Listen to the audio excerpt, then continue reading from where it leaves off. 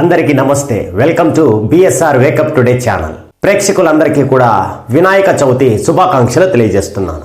ఈ వినాయక చవితి సందర్భంగా ఆ దేవుడు మనందరికీ కూడా సిరి సంపదలు సంతోషాన్ని ఇవ్వాలని నేను ఆ భగవంతుణ్ణి మనస్ఫూర్తిగా ప్రార్థిస్తున్నాను. విఘ్నేశ్వరుడు మనకి జయాన్ని విజయాన్ని ప్రసాదిస్తాడు.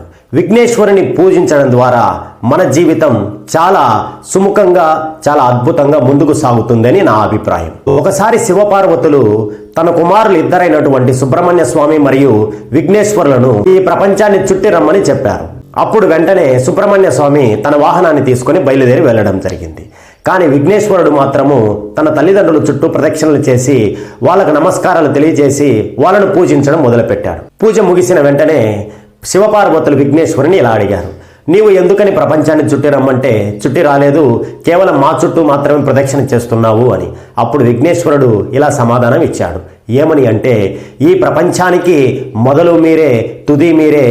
ఈ ప్రపంచంలో ఏ జీవరాశి అయినా కూడా ముందుకు కదలాలి అన్నా, ఆగిపోవాలన్నా, గమనం చెందాలన్నా, గమ్యాన్ని చేరాలన్నా కూడా దానికి దిశానిర్దేశం మీరే తల్లి, మీరే తండ్రి అని వాళ్ళను ప్రార్థించాడు. తన బిడ్డ యొక్క ప్రేమకు మరియు భక్తికి మెచ్చినటువంటి శివపార్వతులు విఘ్నేశ్వరుడికి ఒక వరాన్ని ప్రసాదించారు. విఘ్నేశ్వరుణ్ణి ఆదిదేవునిగా ప్రకటిస్తూ ఒక వరాన్ని ప్రకటించారు. అంటే అర్థం ఏమిటి అంటే, దేవతలు అందరికంటే ముందుగా విఘ్నేశ్వరుణ్ణి గనుక పూజించినట్లయితే ఖచ్చితంగా ఎటువంటి విఘ్నయాలు లేకుండా మనం తలపెట్టినటువంటి కార్యక్రమం పూర్తి అవుతుంది అని దాని అర్థం.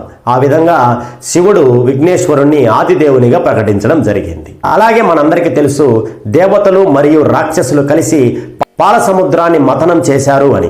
ఆ మథనం చేసేటువంటి కార్యక్రమంలో ఎన్నో భయంకరంగా హాని చేసేటువంటి శక్తులు మరియు ఉపయోగపడేటువంటి దేవతలు అందరూ కూడా రావడం జరిగింది. ముందుగా వచ్చినటువంటి హాలాహలానికి అందరూ భయభ్రాంతులైతే ప్రపంచం నాశనమైపోతుందేమో అని భయపడితే అప్పుడు ఆ పరమేశ్వరుడు ఆ విషాన్ని తన కంఠంలో బంధించి నీలకంఠుడుగా మారాడు.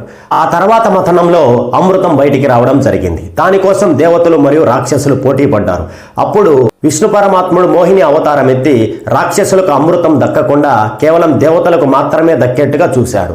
ఆ అమృతాన్ని దేవతలు పంచుకొని సేవించేటువంటి క్రమంలో కూడా అందరూ కూడా ఒక్కసారి ముందుగా విఘ్నేశ్వరుని యొక్క నామస్మరణ చేసి తర్వాత ఆరగించడం జరిగింది. అంటే దేవతలు సైతం పూజించేటువంటి విఘ్నేశ్వరుడు ఎంత గొప్పవాడు అని మనం అర్థం చేసుకోవాలి.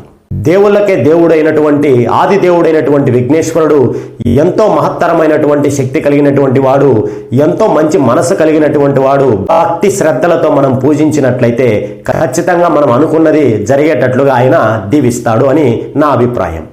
అలాగే మరొక చిన్న విషయం ఏమిటి అంటే, విఘ్నేశుణ్ణి ఎందుకు మనం నిమజ్జనం చేయాలి అనేటువంటిది.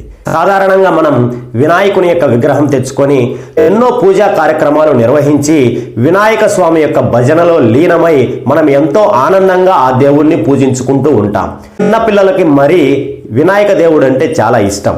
ఎప్పుడు ఆయన చుట్టూనే తిరుగుతూ ఎంతో ఆనందంగా గడుపుతూ ఉంటారు. అలాంటి విఘ్నేశ్వరుని, ఎంతో ప్రేమగా చూసుకున్నటువంటి విఘ్నేశ్వరుణ్ణి మనమే మన చేతుల్లో తీసుకెళ్లి నిమజ్జనం చేస్తాం. దానిలో దాగి ఉన్నటువంటి పరమార్థం ఏమిటి అంటే, రెండు విధాలుగా మనం చెప్పుకోవచ్చు. ఒకటవది, ఈ ప్రపంచంలో ఏది శాశ్వతమైనది కాదు అని నిరూపించేటువంటి కార్యక్రమం అది. అది దేవుడైనా, నీవైనా, నేనైనా ఏది కూడా ఈ భూమండలం మీద శాశ్వతం కానే కాదు అని నిరూపించేందుకు వినాయకుడు తనకు తానుగా మన చేతుల మీదుగా నిమజ్జనం అవుతాడు.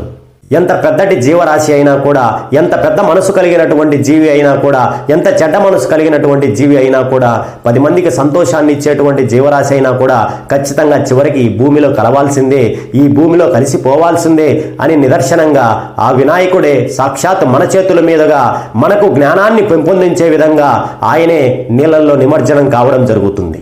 మరి మరొక కారణం ఏంటి అంటే, దేవునికి ఆకారం అంటూ ఉండదు, దేవుడు నిరాకారుడు అని అందరూ అంటూ ఉంటారు. దానికి నిదర్శనంగానే ఎంతో భక్తి శ్రద్ధలతో విగ్రహాన్ని పూజించినటువంటి మనం నిమజ్జనం తర్వాత కూడా ఆ వినాయకుడిని మదిలో పెట్టుకోవాలనే ఉద్దేశంతో ఆ వినాయకుడే తన రూపాన్ని, తన ఆకారాన్ని కరిగించుకొని నిమజ్జనం అయిపోయి మన భక్తుల అందరి యొక్క మదిలో అలా నిలిచుండిపోతాడు ఆ వినాయకుడే.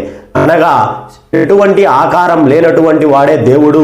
కాబట్టి మీరు ఎక్కడ తలిచినా ఎప్పుడు పిలిచినా ఖచ్చితంగా మీ కష్టాన్ని తీర్చేందుకు దేవుడు వస్తాడు అని నిరూపించేందుకే వినాయకుడు తనకు తానుగా నిమజ్జనం అయిపోతాడు. మనందరం మనం అనుకుంటాం మనం నిమజ్జనం చేస్తున్నామని, ఎంతో భక్తి శ్రద్ధలతో పూజించాము, మనం నిమజ్జనం చేస్తున్నామని.